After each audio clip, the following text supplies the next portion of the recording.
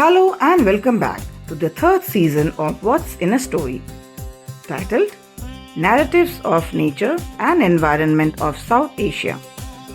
I am Lopamutra Moitro, and in this podcast I read the stories from my books as an anthropologist, writer and translator working with popular culture and heritage of India and South Asia. In my podcast here, I read stories from my books which are about folklore, myths and legends of India and South Asia, and I introduce each story with some additional information from different fields of history, archaeology, geology and others, which helps to bring a context to the story. However, it is also important to mention that the information should be studied well and understood within specific socio-cultural, religious, political or historical contexts. Most of these stories from folklore took shape across a wide range of time through centuries. And over a period of time, many features and aspects were added to the narratives, giving the shape that we come across in present times. Thus, before taking these stories as historical proof, one should be careful enough to analyze the historical context of the essence of each story. Let's try to take the positive message through these stories as we proceed with Season 3, the narratives of nature and environment of South Asia. Here, I would like to take the message forward from Season 2 of Water Narratives of South Asia and read stories which speak of the various interactions between man and nature and of stories of preserving and conserving the nature around us. Without the beautiful nature that surrounds us, we will perish sooner or later. And frankly speaking, aren't we already experiencing the grim pictures of what global warming has created all around us?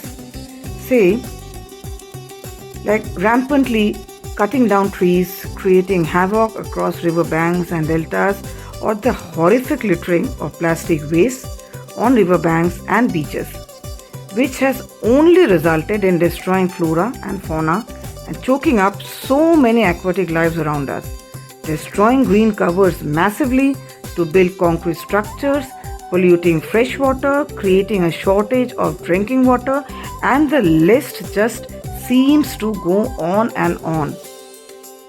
However, fortunately, many people are also working tirelessly to combat the situation. But it just never seems to be enough. We have already lost a lot of valuable wealth, and it's time to listen to the clarion call, for there is only one earth, and that's all we have. Here's wishing a positive thought is shared through each story of this season, the third season of What's in a Story, titled Narratives of Nature and Environment of South Asia. Follows the story of the next episode in Season 3 of What's in a Story.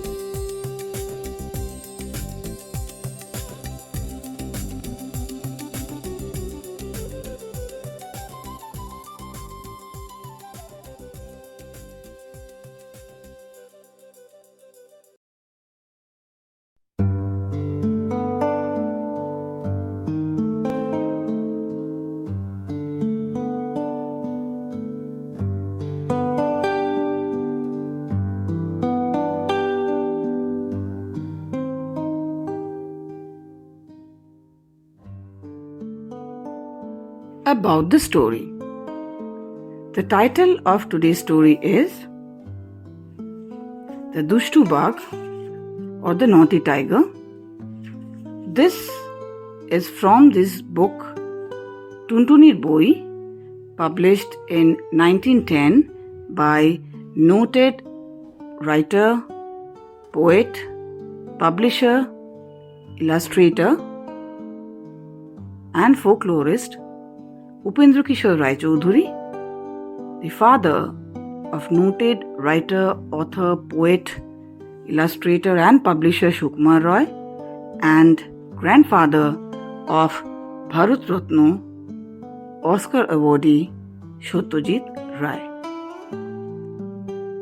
Upendrakishore's Tuntunir Boi is a book of fables and beautifully presents various socio-cultural, political, religious circumstances through beautiful stories which he collected roundabout towards the end and the beginning, towards the end of 19th century and beginning of 20th century, from in and around the region of Mymansingh, which happens to be in present-day Bangladesh region, the country of Bangladesh, the erstwhile region of Bengal.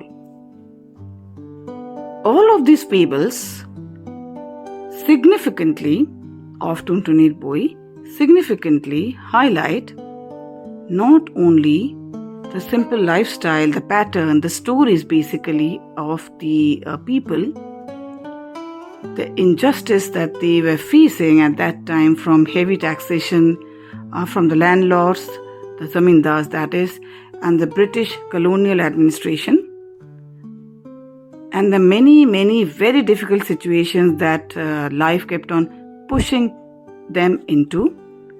But also very interestingly, like this present story, most of these stories also speak about various other aspects, very important aspects of our lives.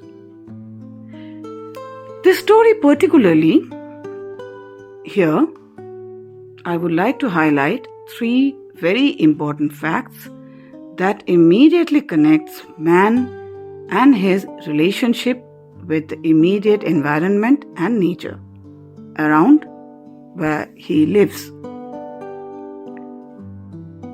Firstly, the story, of course, is greatly entertaining, and one can actually and literally, while storytelling, play around with the words, situations, especially towards the end of the story, which you will understand as the story progresses, creating a very entertaining repertoire.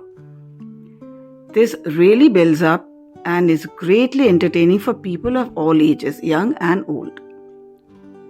Secondly, this particular story speaks about injustice. A person seeking justice. He might be a simple person, he might be a meek, humble, very simple as a person. Nevertheless, he has the right to live freely.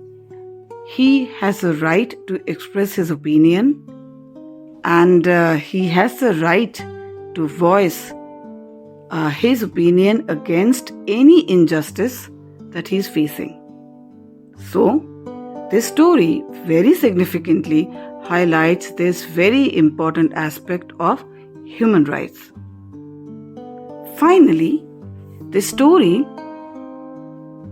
quite very prominently points towards the relationship that man shares with his immediate environment, the nature around him, and very significantly the damage that he keeps on causing to that very immediate nature and the environment, which in fact helps him all the time, but in return, he inevitably causes more harm to the nature than can be imagined. Thus, say for example, if that part of the nature could speak, probably they would be voicing their opinion exactly like the different representatives of nature from the story. Probably nature would also be voicing their opinion exactly in a very similar manner.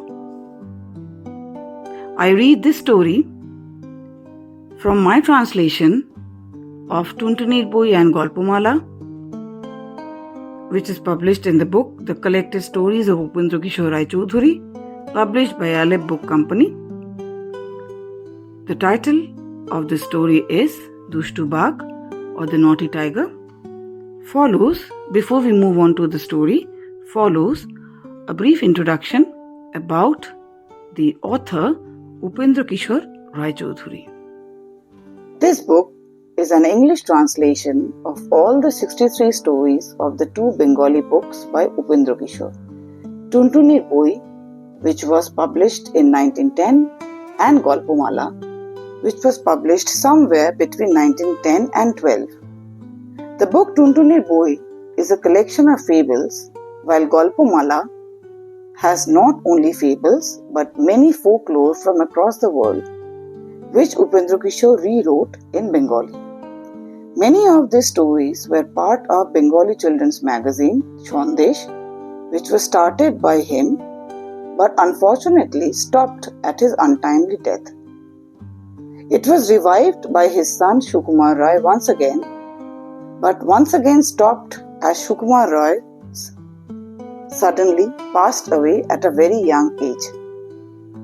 Finally, many years later, it was revived by Upendrakishore's grandson Satyajit Ray.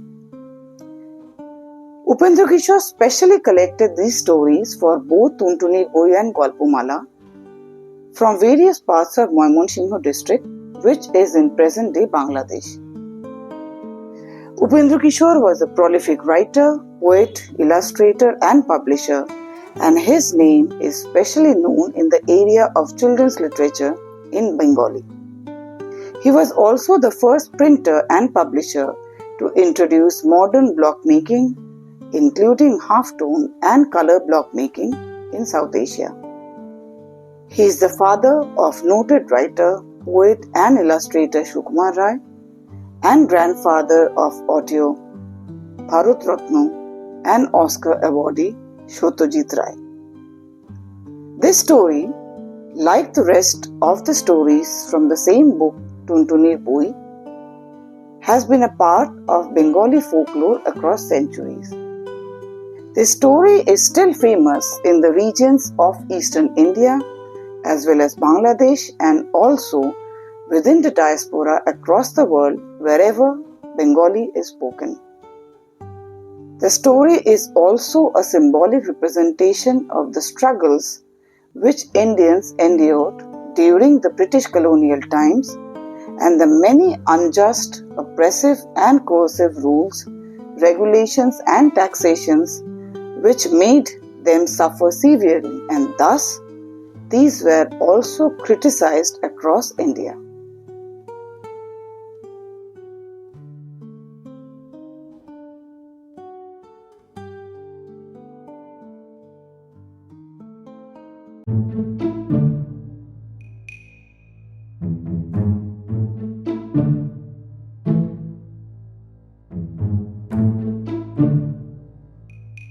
The story, The Naughty Tiger, in Bengali, Dushtu Bagh. Next to the large central gate of the king's palace stood a big iron cage with a massive tiger inside. And every time someone would pass by, Bagh, that is the tiger, would implore with folded palms, "Sir, please do open the gates of my cage just once, please, sir." To which everyone had the same reply, Yes, indeed.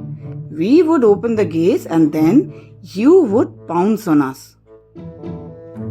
Now one day there was a feast organized by the king at his palace. Many erudite scholars and priests were invited from all over the land, and amongst the guests was a particularly honest and a very simple Brahman Pandit, a Thakur Moshai, that is a priest, who was an erudite scholar, yes, but also a very meek and humble a person. The cunning Bagh understood this and immediately folded his palms, pretending to show respect to Thakur Moshai. On the other hand, the simple Thakur Moshai was easily fooled, and he thought to himself, such a well-mannered Bagh? And he said aloud, what do you want, dear?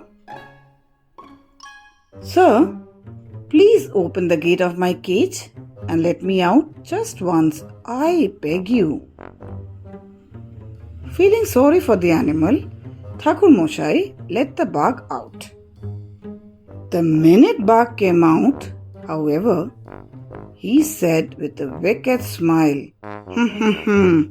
Thakur Moshai, now I will eat you. I simply must eat you. Now, if this was someone else, he would have surely run away in fear. But Thakur Moshai, a simple man, really wanted to reason with Bagh. And he said, I have never heard or seen something like this.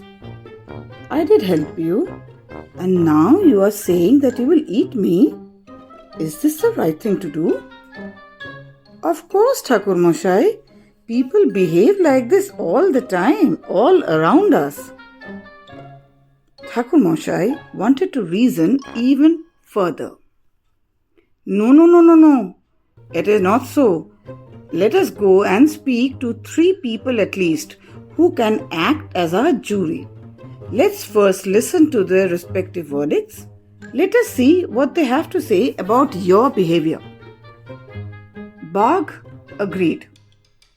Okay, fine, let us go and speak to the jury. If what you say is true, I will leave you in peace.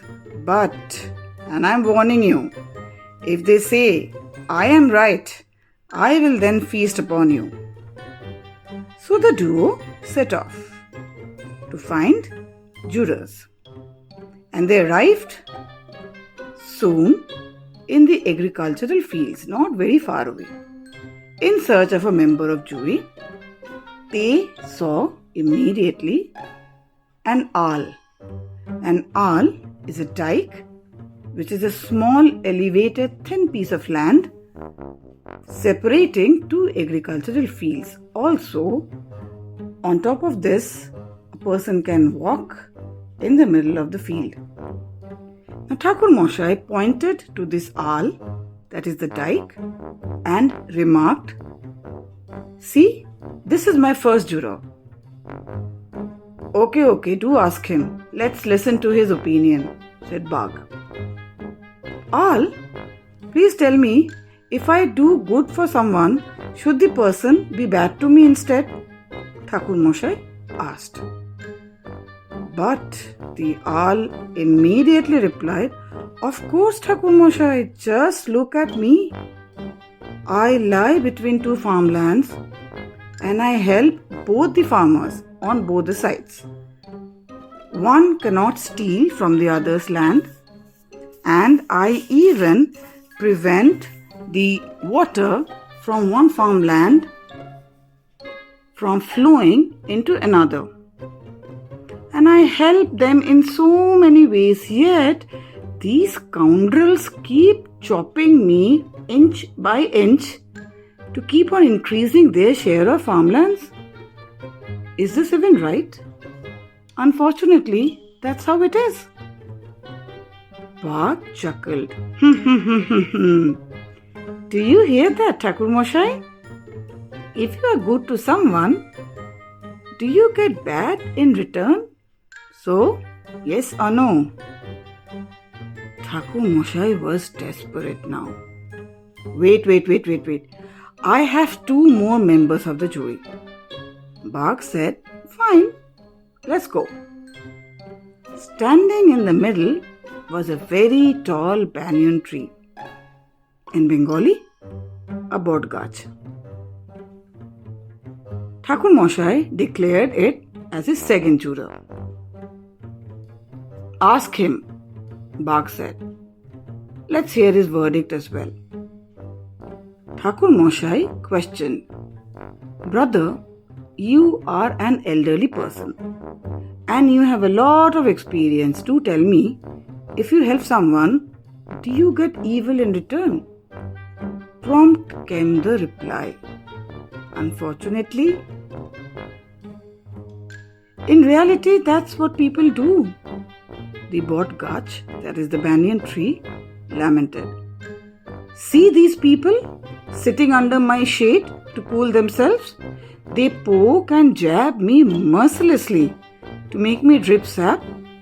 Moreover, to collect that same sap, they even break my own leaves and make bowls out of them.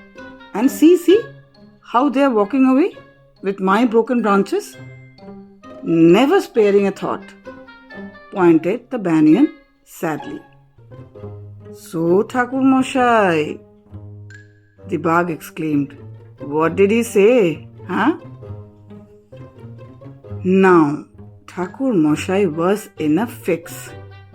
He could not figure out what else to say. Right at that moment, Shial, a fox, a very cunning one at that, in fact he was so shrewd, he was called as a Pandit Shial. He was passing by.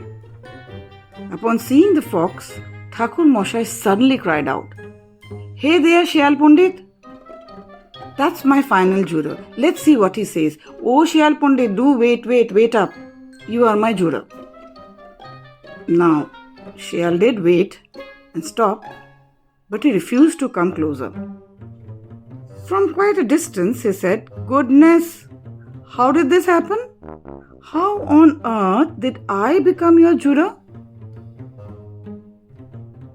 Tell me, do you hurt the person who does good for you? Thakur Moshai yelled. If you can tell me who did good for whom and who did bad for whom, only then can I provide an answer, Shial Pandit said. Now Bagh was in a cage and I was passing by, and just as Thakur Moshai had begun to tell how he let Bagh out, Shial Pandit stopped him midway. Wait. This is very difficult to understand. I need to see that cage and the road. I cannot understand the situation until and unless I see these things. So, everyone returned to the palace's central gate. Shial walked around the cage, carefully inspecting it. Okay, I understand the cage and the road. Fine. Now tell me what happened. Once again, Thakur Moshai began narrating the sequence of events. He started. So Bagh was inside the cage and myself, a Pandit, was passing by. Immediately, Shial cut him short. Wait, do not hurry while you are explaining. So you are saying that Bagh was the Pandit and the road was passing by inside the cage? Bagh burst out laughing. Arey dur, you idiot! Bagh, I was inside the cage and Thakur Moshai, a Pandit, was walking by. Wait. The Pandit was inside the cage and Bagh was passing by, Shial said again. Bagh once again said, Arey you fool, that's not it. Bagh, I was inside the cage and the Pandit was walking by. This sounds very confusing to me. Are you saying that Bagh was inside the Pandit and the cage was walking by on the road? Now frustrated, Bagh snapped. Arey, I have never met such a silly Shial. Bagh was inside the cage, and the Pandit, him, was walking by. Shial scratched his head in deep thought and finally concluded, oh no, it is too difficult to understand. By now, Bagh was totally frustrated and livid with rage. "No," he thundered at Shial. "You have to understand this. See how simple it is. I was inside the cage, just like this." And in an attempt to explain himself, Bagh stepped back into the cage, and in an instant, Shial tightly bolted the door. Then Shial turned to the Thakur Mashai and said, "After understanding what happened, this is my final verdict. Never ever help a dishonest person.